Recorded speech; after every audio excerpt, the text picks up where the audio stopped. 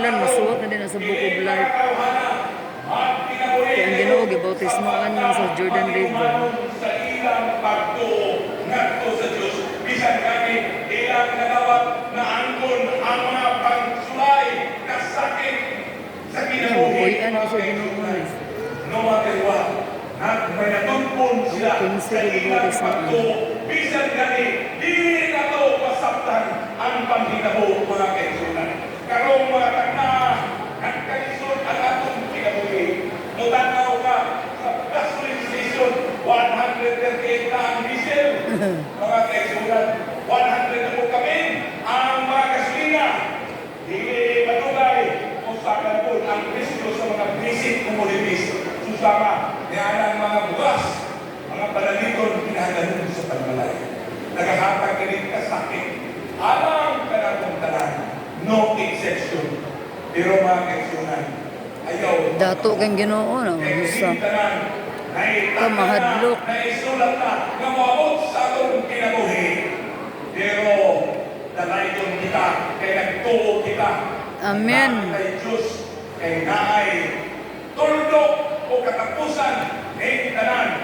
O sa diha nga mabalik ng Diyos, siya nakuha sa nato mga kaigsunan. Heaven is real, and if you want to be part of the kingdom of God, kinsa man kanato ang gusto mahimong kawahin diha sa kingharian sa Diyos. Tindog. Kinsa man. Salamat. Ipakita ang inyong pagtuo pinagay sa pagtindog mga kaigsunan. Salamat sa inyong pagtuo. Inyong nasaktan ang pulong sa Diyos.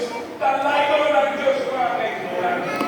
Pero nagkinahanglan kita o miskila sa pagkamatarong aron ato kini magdawat ang kinharian sa Diyos. Amen.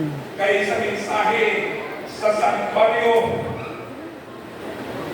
ang atong dikit Ano ko anong ugma ni sa kuna dalon. o ang puti na Masudlan na siya guide ni. simpulo kini sa kiniiya. Tingala ka ni sa paghuman. Bakit sunan? Hindi na ito madawag. Alauna man, sige. Kung atong Ganito. punan ang Santuario sa Diyos, kung na ito nahimawarang si Jesus sa Kalbaryo sa Diyos, sa cross. Atong nadawat ang kapasayuan sa atong kasalanan.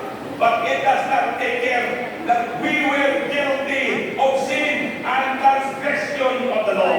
Pwede man tingali Kita ganun. saan Ubando, bautismoan. o sa kinahanglan Book of kita Life to na rin. ang listi sa pagkamatarong anon sa bala sa Diyos o sa iyang presensya.